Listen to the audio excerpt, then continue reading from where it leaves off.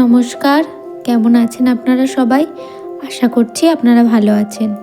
আমার নতুন আরেকটি ব্লগে আপনাদের সকলকে জানাই অনেক অনেক স্বাগত এবং অনেক অনেক ভালোবাসা।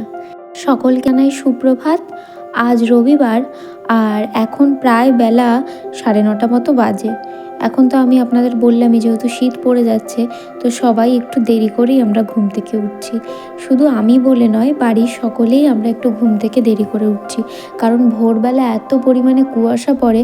আর ভোরবেলা যেহেতু আমাদের সেরকম বড় উঠোনও নেই, তারপরে সেরকম কাজকর্মও নেই, ওর জন্য আমার শাশুড়িমাও এখন আর ভোরবেলা ঘুম থেকে ওঠেন না। আগে গরমের জন্য হয়তো আমরা সবাই ঘুম থেকে তাড়াতাড়ি উঠে পড়তাম, কিন্তু এখন আর সেভাবে ঘুম থেকে তাড়াতাড়ি ওঠা হয় না। আর যেহেতু শীত পড়ে গেছে, ঠান্ডা ঠান্ডা ভাবও পড়ে গেছে, তো ওর জন্য এখন আর উঠতেই ইচ্ছে করে না সকালবেলা। বেশি সকালে ঘুমই ভাঙে না, আর ঘুম ভাঙলেও মনে হয় যেন শুয়েই থাকি। আর ঘুম থেকে উঠেই যেটা আমাদের দৈনন্দিন যেটা প্রথম ফার্স্ট কাজ, সেটা হচ্ছে বাসি বিছানাটা গুছিয়ে নেওয়া। তো আমার হাজব্যান্ড চলে যাওয়ার পরেই আমি বাসি বিছানাটা গুছিয়ে নিই, বেশি দেরি করি না। তো আজকে একটু দেরি হয়ে গেছে। অন্য দিন 9টার মধ্যে আমার বিছানাটা ঠিকঠাক হয়ে যায়। তো আজকে হচ্ছে একটু শরীরটা খারাপ লাগছিল, ভালো লাগছিল না, তো ওর জন্যই সেভাবে কাজ করারও এনার্জি পাচ্ছিলাম না। তো মা বললো যে থাক, তোর তো বেশি কাজ নেই, যেটুকু কাজ আছে আস্তে আস্তে সারাদিন ধরে কর, অসুবিধা কোথায়, কেউ তো আর কিছু বলতে যাচ্ছে না। তো সত্যি আমাকে আমার শ্বশুরবাড়ির লোকেরা এতটাই ভালোবাসে যে আমি যদি কাজ নাও করি আমাকে কেউ কোনো কথাই বলবে না, কারণ জানে যে, আর তার থেকেও বড় কথা, এই সময় নাকি এইরকমই হঠাৎ শরীর খারাপ করে। তো ওর জন্যই আমার শাশুড়িমাও এখন আর আমাকে অতটা জোর করেন না। আমার শাশুড়িমা আগাগোড়াই আমাকে জোর করতেন না কাজকর্ম নিয়ে। কাজকর্ম বলুন, তারপরে এই যে ঘুম থেকে লেটে ওঠা, এই সমস্ত বিষয় কোনোদিনই আমাকে জোর করেননি যে কেন এত লেটে উঠবি, বা আরও যাদের বাড়িতে সংসারে যেরকম অশান্তি হয় যে লেট করে ঘুম থেকে ওঠা নিয়ে অশান্তি, না আমাদের বাড়িতে সেরকম কোনো ঘুম থেকে ওঠা নিয়ে তো বিশেষ করে অশান্তি হয় না। আমার শ্বশুরমশাই হয়তো বলেন যে একটু তাড়াতাড়ি উঠতে পারিস না, কিন্তু আমার শাশুড়িমা বলেন যে না, ওর যদি ঘুমোতে ইচ্ছে হয় ও ঘুমোক, তাতে অসুবিধা নেই। তো আমি এখন প্রায় এতটাই পরিমাণে লেটে উঠি, 8টা 8:30 বেজে যায় ঘুম থেকে উঠতে। তো দেখতেও খারাপ লাগে, আমি জানি যে এত লেট করে ঘুম থেকে ওঠাটা ঠিক না, কিন্তু কি করব বলুন তো। এখন যত দিন যাচ্ছে তত মনে হয় যেন আরও সারাদিন ধরে শুয়েই থাকি, এতটাই পরিমাণে বিরক্ত লাগে। না হাঁটতে চলতে একটু কষ্ট তো হয়ই। এখন যেহেতু প্রায় কাছাকাছি চলেই এসেছে, তো 9 মাসে যেহেতু আমি পড়েই গিয়েছি, তো তার জন্য প্রচুর এখন একটু আস্তে আস্তে অনেকটাই কষ্ট হয়। তো হাঁটতে চলতে সব কিছুতে একটু প্রবলেম হয়। তো দেখতেই পাচ্ছেন আমি বিছানাটা গুছিয়ে নিয়ে বাসি ঘরটার ঝাড়টা দিয়ে চলে এসেছি এদিকে কলপাড়ে। আমার চিরুনি ছিল, সেই চিরুনিগুলো আমি একটুখানি ব্রাশে ভালো করে ধুয়ে নিয়েছি, কারণ চিরুনিটা না 2 দিন পর পরই নোংরা হয়। আর আমার তো চিরুনি জিনিসটা নোংরা একদমই পছন্দ না। আমি চিরুনিটা সবসময় পরিষ্কারই রাখি, আর আমার হাজব্যান্ডের চিরুনি সবসময় আলাদা থাকে। তো এখন যেহেতু আমার শাশুড়িমা ওই ঘর থেকে এই ঘরে বেশি থাকেন, তো তার জন্য স্নান করার পরে আমার ঘরের আমার চিরুনিটাই ব্যবহার করেন। তো দুজনে যখন চিরুনিটা আমরা ব্যবহার করি, তার জন্য একটু নোংরাই হয়ে যায় তাড়াতাড়ি। তো আমি 2 দিন অন্তর অন্তর এইভাবে ব্রাশ দিয়ে পরিষ্কার করে নিই। আর এই দিকে আমি আমার বাসি নাইটিটাও ধুয়ে ফেলেছি। বাসি নাইটিটা ধুয়ে এবার যাচ্ছি ঘরটা মুছতে। তো ঘরটা মোছার আগে ভাবলাম চলুন একটু ছাদে গিয়ে আগে বাসি নাইটিটা মেলে দিয়ে আসি। তো রোজ গেলে তো আর একই জিনিস, একই ভিডিও দেখাতে আমারও বিরক্ত লাগে যে কি এই এক ঘর মোছা, ঘর ঝাড় দেওয়া, এগুলোই দেখাবো। আর যেহেতু এই মুহূর্তে কোনো কাজ নেই, 2 দিন পরে হয়তো কাজ হয়তো অনেকটাই বাড়বে। একটা ছোট্ট বাচ্চাটাকে নিয়ে তখন একটা আলাদাই অন্যরকম কাজ বাজ থাকবে, তখনের ব্যাপারটা আলাদা। কিন্তু এখন সেরকম কোনো কাজ নেই বলে আমি সেভাবে কোনো কাজ বাজের ভিডিও দেখাতে পারি না। আর নিচে এসে দেখছি মা গেছিলো সবজি আনতে। আমাদের পাড়ায় সবজি বাজার আসে, রোজ সকালবেলা 9টার মধ্যে সবজি বাজার চলে আসে। তো তো ভ্যানে করে যেই সবজি বাজার আসে তখন আমার শাশুড়ি মাকে ডাক দেয়। তো আমার শাশুড়ি মা রোজ একটু কিছু না কিছু গিয়ে বাজার করে আসতে হয়। আর সবসময় তো বাজারে যাওয়া সম্ভব হয় না, তো বাজার থেকে যেটুকুনি আমার শ্বশুরমশাই এনে দেয় সেটুকুতে হয়ে যায়। তারপরেও যেটা রোজকার জিনিস লাগে, এই যেরকম লঙ্কা, তারপরে ধনেপাতা, এই সমস্ত শেষ হয়ে যায়। তো সেই সমস্ত জিনিসই মা এখান থেকে গিয়ে নিয়ে আসে। তো আজকে প্রায় অনেক কিছুই ছিল না, আলু ছিল না, পটল ছিল না, তো সব মিলিয়ে সব কিছু নিয়ে এসেছে। আর মূলো দেখেছে, তো আমি যেহেতু মূলোটা খেতে ভালোবাসি, মূলো দিয়ে ডাল খেতে ভালোবাসি, তো ওর জন্য মা আজকে বললো যে তাহলে আমি মূলোটা নিই, কালকে তোকে মূলো দিয়ে ডাল করে দেবো। তো ওর জন্যই মূলো দিয়ে ডাল করার জন্য মা মূলো নিয়ে এসেছে। আর শাকগুলোও দেখলাম, পাতাগুলো খুব সুন্দর। তো আমি বললাম মাকে, মা তুমি এই মূলো শাকগুলো কালকে একটু রান্না করে দিও, অল্পই হবে হয়তো, কিন্তু আমি বললাম একটু আলু বেগুন টেগুন দিয়ে ভালো করে রান্না করে দিও। তো মা বললো ঠিক আছে দেবো, সব পাতাগুলো ভালো আছে, ফেলবো না। দেখুন, আপনাদের সাথে গল্প করতে করতে আমার অর্ধেক কাজ হয়ে গেল। ওদিকে জল ভরাও কমপ্লিট হয়ে গেছে, বোতলের জলগুলো ফুরিয়ে গিয়েছিল, তো সেই জলগুলো আমি ভরে নিয়েছি। আর এদিকে মা একটু দোকানে গিয়েছে, তো মা বললো যে তুই একটু সয়াবিন, আজকে মা করছে যেটা আমি বলতেই ভুলে গেছি, সয়াবিন আলু দিয়ে পনির দিয়ে ঝোল। তো আজকে যেহেতু রবিবার, আর রবিবারে নিরামিষ আমরা খাই না। আসলে ব্যাপারটি কী হয়েছে, আমাদের একজন মারা গিয়েছে, একজন বলতে আমারই জ্যাঠা শ্বশুর মশাই মারা গিয়েছেন। তো দূর সম্পর্কের, নিজের হলে তো তখন আমাদের সেদ্ধ ভাতই খেতে হতো, কিন্তু অনেকটাই দূর সম্পর্কের, তো তাই আমরা নিরামিষ খাচ্ছি। তো নিরামিষ খাওয়ার জন্য ওর জন্য এদিকে হচ্ছে সোয়াবিন আলু দিয়ে মা ওদিকে ঝোল করছে। আর ওদিকে ওই যে বললাম, আমি যে আবদার করেছি যে মা মূলো শাক কটা ফেলবে না, রান্না করে দেবে, তো মা বললে আজকেই তাহলে রান্না করে দিই, টাটকা টাটকা খেতেও ভালো লাগবে। তো ওর জন্য মা এদিকে আলু কুচিয়ে রেখে দিয়েছে। বেগুন যেহেতু নেই, তো মা বললো বেগুন দিতে পারছি না, আলু দিয়েই খা। তো দুপুরবেলা খাওয়া দাওয়ার পর এদিকে চলে আসলাম বিকেলবেলা। এখন বাজে বিকেল প্রায় 4:30 মতো। আমি একটুখানি রেস্ট নিয়ে, খাওয়া দাওয়ার পর একটু রেস্ট নিয়ে চলে এসেছি মেজদি ভাইদের বাড়িতে। তো আমারই এক যা, তো মেজদি ভাইদের বাড়িতে এসেছি। মেজদি ভাইদের বাড়িতে মানে এমনি হাঁটতে হাঁটতে যাচ্ছিলাম, তখন দেখলাম মেজদি ভাই দাঁড়িয়ে আছে। তো ভাবলাম কি হয়েছে হঠাৎ, তো দেখছি এদিকে মেজদি ভাইয়ের সাথে গল্প করতে করতে ঢুকছি, আর তখন দেখছি কি এই যে মুরগির বাচ্চাগুলো। তো দিদিভাই বলছে যে আমাকে পঞ্চায়েত থেকে এই মুরগির বাচ্চাগুলো দিয়েছে। আসলে দিদিভাইকে পঞ্চায়েত থেকে দিয়েছে, তার কারণ হচ্ছে আমার এই মেজদি ভাই হচ্ছে হেলথ সেন্টারে কাজ করে। তো ওর জন্য ওখান থেকে, পঞ্চায়েত থেকে ওনাকে ওরকম বাচ্চা 5টা মুরগির বাচ্চা দিয়েছে। আর এত সুন্দর লাগছে, আমি ভাবলাম একটু ভিডিওই করে নিই। তারপরে চলে গেলাম আমার আরেক জায়ের বাড়িতে, তার সাথে একটু গল্প করছিলাম। আর ওই যে আমার জেঠি শাশুড়ি, আপনারা হয়তো চিনবেন যে আমার স্বাদের সময় আমাকে যিনি আশীর্বাদ করেছিলেন, সেই জেঠি শাশুড়ি।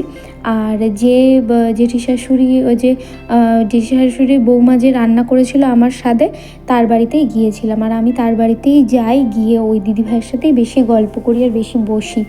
তো গিয়ে ওখানেই বসেছিলাম, ওখানেই গল্প করছিলাম অনেক দিন পরে। তারপরে চলে আসলাম সন্ধেবেলা বাড়ি। তো সন্ধেবেলা যখন এই সময় তো সন্ধেবেলা বেশি বাইরে থাকতে নেই, তো ওর জন্য তাড়াতাড়ি সন্ধেবেলা বাড়ি চলে এসেছি। আর এদিকে একদিকে বসিয়ে দিয়েছি চা, আর একদিকে বসিয়ে দিয়েছি দুধটা বসিয়ে দিয়েছি কারণ সন্ধেবেলা আমি একটু দুধ মুড়ি খাবো।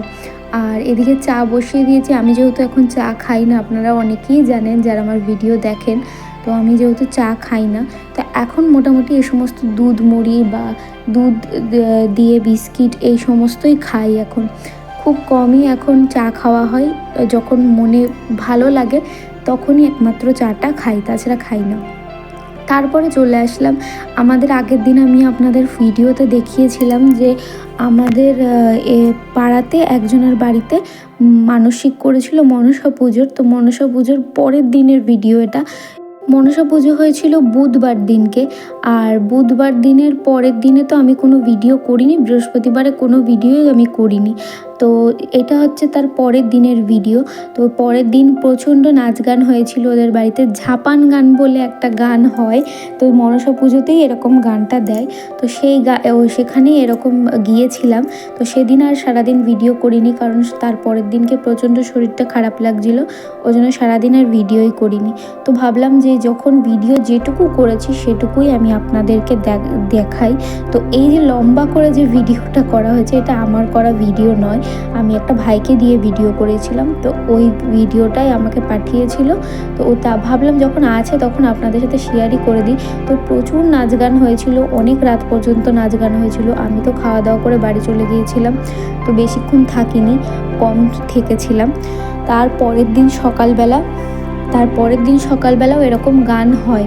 রাতে অনেকক্ষণ গান হওয়ার পরে, খাওয়া দাওয়ার পরে যে যার মতো সবাই বাড়ি চলে গিয়েছিল। তারপরের দিন সকাল 10টা থেকে আবার গান হয়েছিল, কারণ শুক্রবার দিন হচ্ছে ভাসান ছিল। তো শুক্রবার দিন তাড়াতাড়ি করে সবাই গান টান ছেড়ে দিয়ে মৎস্যমুখ করে তারপরে তাদেরকে ছেড়ে দেওয়া হয়। সত্যি বলতে এরকম অনুষ্ঠানে এরকম গান আমি কখনো দেখিনি, যে মনসা পুজোতে এরকম ঝাপান গান বলে কিছু হয়। তো এটা আমার জীবনের ফার্স্ট টাইম দেখা। তো অনেকটাই মজা হচ্ছিল, হাসিও পাচ্ছিল, প্রচণ্ড হাসির অনেক কথা বলছিল। তো অনেকক্ষণ দাঁড়িয়ে দাঁড়িয়ে আমিও শুনছিলাম। তো অনেক এনজয় করেছি, অনেক মজা করেছি। এই সমস্ত অনুষ্ঠানে তো বেশি আসা হয় না, তো এই জীবনে প্রথমবার উপভোগ করে নিলাম। রাত্রেবেলায় গিয়েছিলাম, তার পরের দিন সকালবেলার যে ভিডিওগুলো আছে সেগুলো আপনারা দেখতেই পাবেন, কিন্তু পরের দিন সকালবেলা আমি আর যাইনি। পরের দিন আমি এমনিই যাইনি, কারণ অনেক সকালবেলা বলতে অনেক বেলাতেই করেছিল তারা। তো অনেক লোকই গিয়েছিল, কিন্তু আমি যাইনি। আমি এমনিই যাইনি, কারণ ভাল লাগছিল না। আর আমার শাশুড়ি মা গেছিলেন, আমার শাশুড়ি মা, শ্বশুর সবাই গেছিলেন। আর এই ভিডিওটা যেদিনকারে, সেটা হচ্ছে শুক্রবার, মানে বৃহস্পতিবারের পরের দিনের ভিডিও। আর শুক্রবার দিনই আমার ওই জ্যাঠা শ্বশুর মশাই মারা গিয়েছিলেন। তো শুক্রবার দিন রাতে উনি মারা গিয়েছিলেন, তখনও উনি ভালোই সুস্থ ছিলেন। হঠাৎ করেই উনি মারা যান। তো অনেক দিন ধরেই উনি ভুগছিলেন। আজকে বছর 5 বছরের মতো উনি বিছানা শয্যায় ছিলেন। তো তারপরে উনি সন্ধেবেলা সবাই ওই যে জ্যাঠা শ্বশুর মারা গিয়েছিলেন, তার বউ মানে জেঠি শাশুড়িও এখানেই ছিলেন, এখানেই সবার সাথে আনন্দ করছিলেন, খাইয়ে দাইয়ে দিয়ে এসেছিলেন, তারপরে এখানেই আনন্দ করছিলেন। আসলে এর আগেও বহুবার অসুস্থ হয়ে পড়েছিলেন, এর আগেও বহুবার আমরা ভেবেছিলাম হয়তো উনি বাঁচবেন না, কিন্তু এত বছর যে বেঁচেছেন আমরা ভাবতেও পারিনি। তারপরে হঠাৎ করে আজকে নাকি ভালোই ছিলেন। তো শুক্রবার দিনকে যে দিনটা গেছিল সেদিন নাকি উনি ভালোই ছিলেন, সুস্থ ছিলেন। তো মোটামুটি খাইয়ে দাইয়ে ওরা সবাই 7টা, 7:30 নাগাদ ঠাকুর ভাসান দিতে যায়। তো তখন গিয়ে এই রকম অবস্থা হয়। তো তখনই ওরকম শোনে যে মারা যান। তো তখন জেঠি শাশুড়ি তাড়াতাড়ি দৌড়াতে সবাই, মানে শুধু জেঠি শাশুড়ি নয়, আমাদের পাড়ার সবাই যায়। আসলে একজন মরে গেলে পরে সবারই তো একটা কষ্ট, তো তাড়াতাড়ি সবাই যায়। আর আমার যেহেতু এই অবস্থায় যেতে নেই, তো আমি আর যেতে পারিনি, আমি মুখটাও দেখতে পারিনি। তো একটু খারাপ লাগছিল, মনে মনে ভাবছিলাম যে একটু গেলে ভালো হতো। তো সবাই না করছিল যে না, মরা বাড়িতে এই অবস্থায় নাকি যেতে নেই, তো ওর জন্য আর যেতে পারিনি। আর এই মনসা পুজোতে যে এত আনন্দ হয়, এত মজা হয়, আগে কখনো দেখিনি। মানে এই জীবনে ফার্স্ট, আমি তো আপনাদের বললামই, এই জীবনে প্রথমবার এত আনন্দ, এত মজা আমি দেখছি, যে এরকমও হয় আর কি। আমি কখনো ভাবতে পারিনি যে এত আনন্দ, এত লোক, তারপরে নাচ গানও হয়, এটা আমার ধারণাই ছিল না। আমাদের ওখানে যেরকম পুজো মানসিক ছিল, মানসিক দিয়ে দিয়েছে, 3 দিন পরে ঠাকুর ভাসান দিয়ে দিয়েছে, এরকমই হয়। কিন্তু এদের বাড়িতে প্রচুর মজা হয়েছে, প্রচুর আনন্দ করেছে সবাই মিলে। আর গানের লোক এত সুন্দর করে গান করেছে, মানে ওদের কথার পৃষ্ঠে কথা দিয়ে তারপরে যে গানগুলো হয় আর কি, সেই গানের মতো করে করেছে, খুব সুন্দর গানটা হয়েছে। মানে আমি তো বাড়ি থেকেও শুনছিলাম, মাইকের ব্যবস্থাও ছিল, মাইক যখন ছিল তখন আমরা শুনতে পাচ্ছিলাম যে খুব সুন্দর গান হয়েছিল। আমি তো বাড়ি থেকেই শুনছিলাম। এই গান হয়ে যাওয়ার পরে তারপরে যার নামে মানসিক হয়েছিল তার মা হচ্ছে পরে ঠাকুরকে বরণ করেছিল।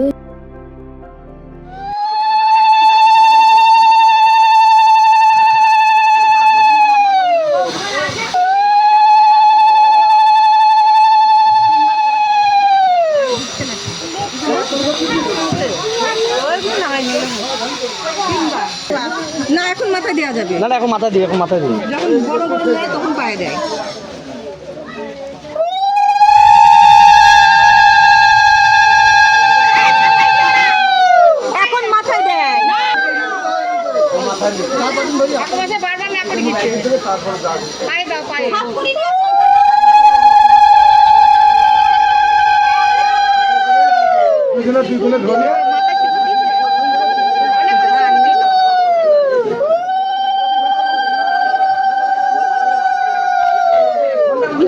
সিঁদুর পরাবে তো এখন? আগে সিঁদুর তারপরে অনেক করে দাও আমার মাথা বেশি হয় না। কপাল থেকে দিয়ে দাও, কপাল থেকে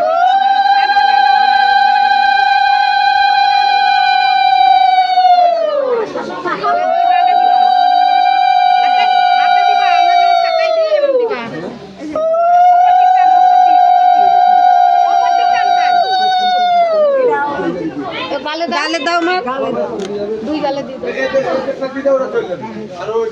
বেশি